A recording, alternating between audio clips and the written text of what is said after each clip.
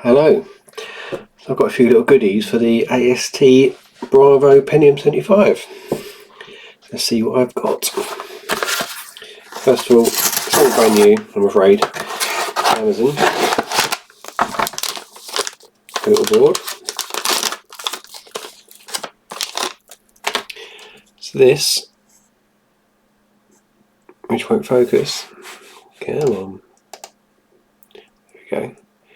It's a IDE to SD card adapter. Bit of power there, nothing on the back. So got some LEDs, power, card detect active, take a floppy drive or Molex. That's quite handy. And I believe they're the standard 2.5 inch drive mount, so I could find some sort of mount for that. So this told me the idea of replacing the hard drive with an SD card. Would it be a better performance? I assume it would. Be a bit quieter as well. But as I mentioned in the other video, they should make one of these with a little tiny speaker on, which makes a sound when the hard drive's accessed. It's a little click. I can't be the only person in the world who thinks that's a good idea. Right, let's open the big one. Trusty backplane thing.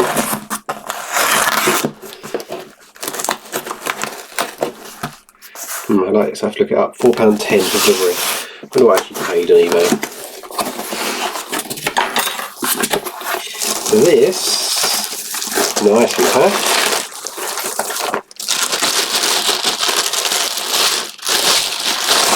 Very nicely packed. DVD drive. IDE DVD drive. So since using this AST Bravo for a couple of days, the CD drive was completely packed in, and I thought, well, maybe I could stick a DVD drive in it. I don't know why. I don't need it. I've got a network card I can use. Micro SD. It doesn't have USB. I can use floppy, but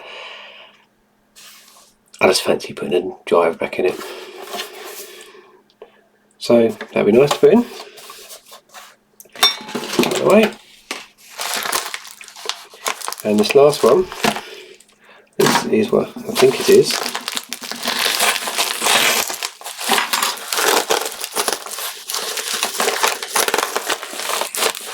It is. Well, I'll give them credit for a bit of packaging, a bit of ingenuity in there. It's a bubble wrap, 2 bits of cardboard, and tiny anti-static bags. Far too small for it. Don't rip off any components. It's almost a Sound Blaster 16. 997. Closed machine's 95. Vibra 16. I only had PCI sound cards. Plenty of PCI sound cards, different flavours of Sound Blaster Lives, but I wanted an ISA one, but also didn't want to pay a fortune. So this should do. Roughly correct era, let the chips 95. I reckon that will be quite good. Here goes the CT4180. Supposed to be working. It was very cheap on eBay. I got plenty on there. I can stick a link down below where I got it from. Obviously it's the relatively modern one, so there's no jumpers to configure it, but there's, what's the jumper there? Speaker outline out, CD in, aux in, PC speaker. Let's give it a go. I should say I've also had the floppy drive fail, but that's easily replaced. I've had one 8 meg 72 pin SIM fail. The machine was doing really weird things, really weird. Sometimes booting, sometimes not. It was having, when it did boot, it got multiple key presses was the main thing, or it booted into Windows and then froze after logging in. Windows 98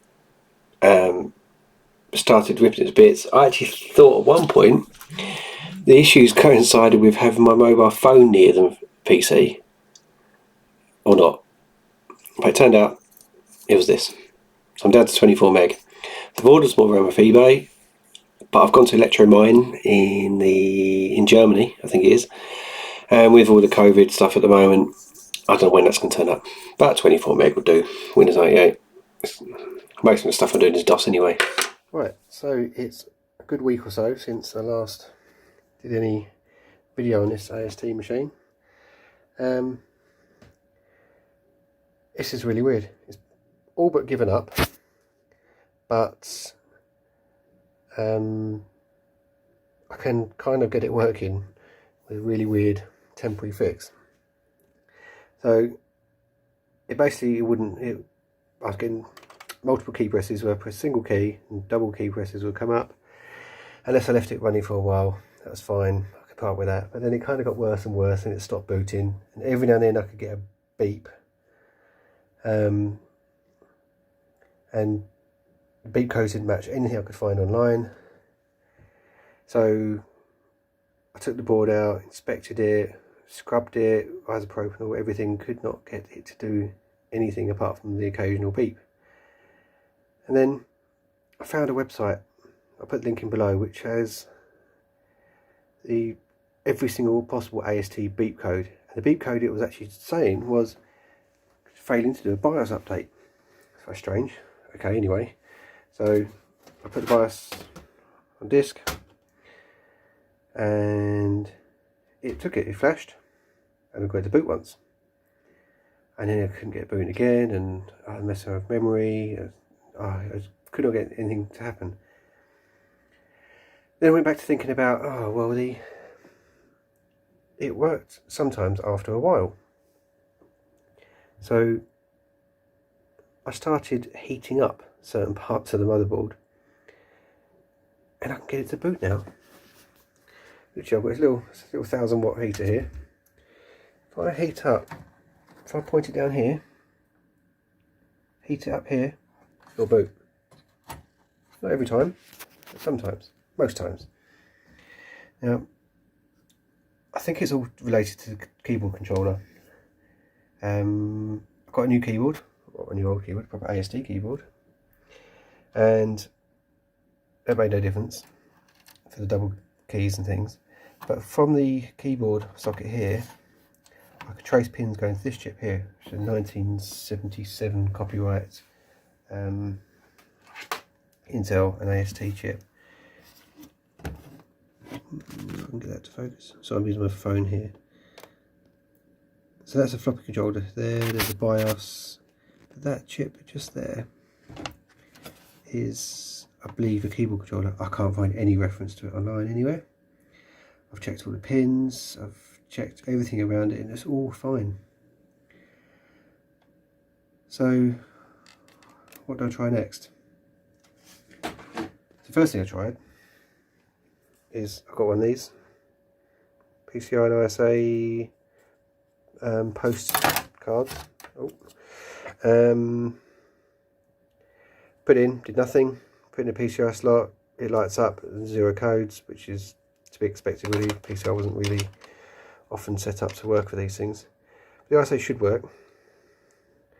I did notice on the Amazon description quite a few people said they put it in and it basically burst into smoke and that was the end of it. And that happened to me too. So I've got some bodge fixes. Basically there's a track that comes from here up, across, jumps across, down and to this here. And they're all joined together. The problem is this poor quality of this circuit board is it doesn't quite fit in the slot exactly. So if you don't get it quite lined up, it shorts out 2 power pins and, well, those tracks act as nice little fuses. But anyway, put it in properly, it just gets nothing, absolutely nothing on the ISA. So that's no use. So my next thought, let's try doing some recapping.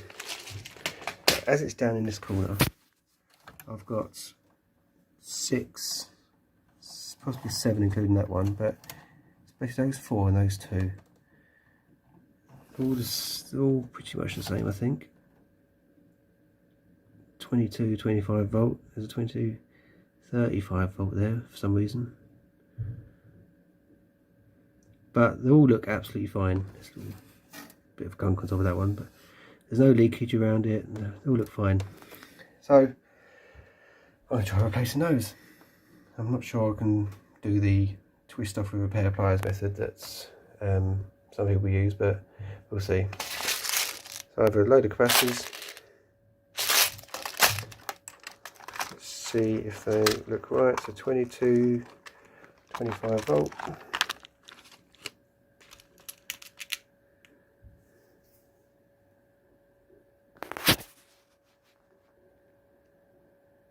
There. Oh, that's interesting. They're smaller.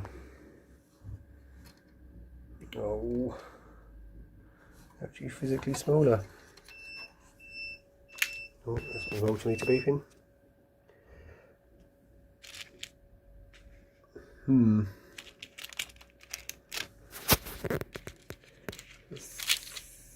47, 35 volt.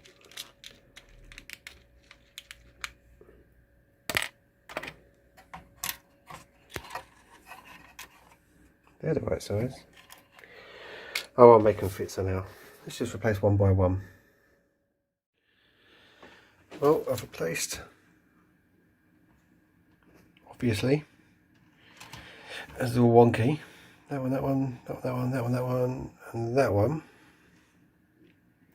And it is still exactly the same behaviour. Just to show you. Turn on.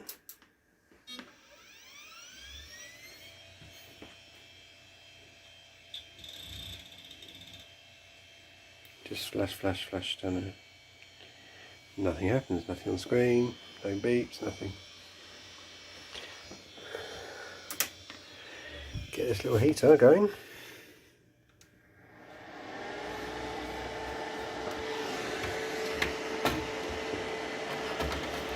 Stick it on there. Full blast, 1000 watts, so that is... Yeah, I can't put my hand on there anymore, that is hot.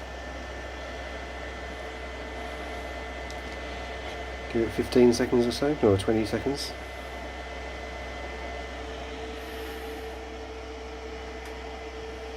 I've not been counting. That'll do.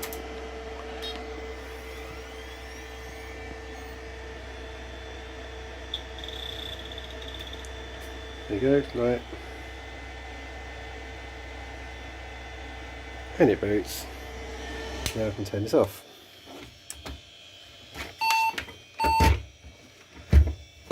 Should let it cool down properly. What is going on? Right, so by using various bits of card and things, directing where the heat goes, it's the BIOS chip. That needs to be warm, and it keeps losing its contents. I keep having to reflash using the floppy emergency flash. So I think that's failing. Can I get any? Here we are, a fair few days later. Look a bit different in there. I got a new board. So looking on eBay, there's plenty of AST, or plenty, there's a few AST motherboards on there, and I could not find an exact replacement. But the boards that were on there was a couple, I'll show you on the back, with the same port layout along the bottom there. From what I could tell from the photo, it was like exactly the same. Looking where the riser was versus the ports at the back versus the screws. So I took a punt and got this one. I decided to get one with onboard audio. It's actually Vibra 16, so it actually matches the card I bought. So at least it's proper creative.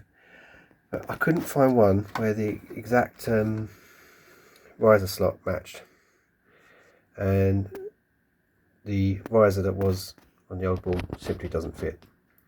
So I'm very glad I went for a board with onboard audio, because I can't put any cards in this machine now. I did have to drill 2 holes in the back case down there, but yeah, that's gone in fine. And this is a better board. This is a socket 7, the other one socket 5. Still no USB. I put the same Pentium 75 that was in the old board. Same 2 sticks of RAM. I know I had one that was faulty, and I got the other 2 delivered eventually from eBay, Electromine on eBay, and I've actually got 2 spare slots, two more spare slots in here, 6.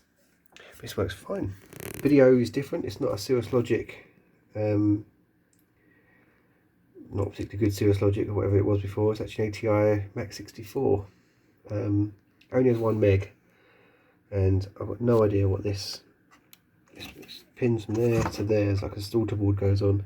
I do not have a clue what that is to make it up to 2 meg. But yeah, so I've tried this board out.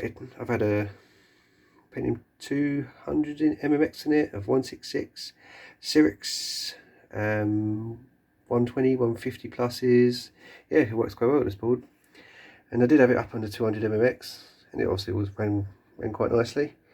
But because I can't put any like better graphics in it, and also it doesn't like the S to boot off.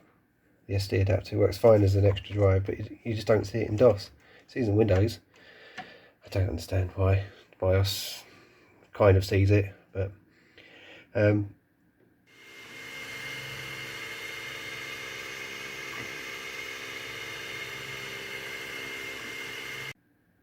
yeah, because I can't make it put some good cards in it to match the 200 MX. I've decided to go back to 2025. Matches the logo on the front, and it's like a perfect DOS machine. I've upgraded the hard drive as well to it's a 10 gig. It's an IBM thing instead of the old one, just give me a bit more space. It only sees 8 gig of it, but whatever, that's fine. So anyway, this now works perfectly. The board was only about 20 quid or so, so this wasn't too bad. And yeah, I've got a nice little DOS machine now. DOS machine where I have to use the SD card in Windows, but it makes it easy copying files around. So there we go. That lets me now actually play with this machine, as opposed to trying to get it booted with a heater or whatnot.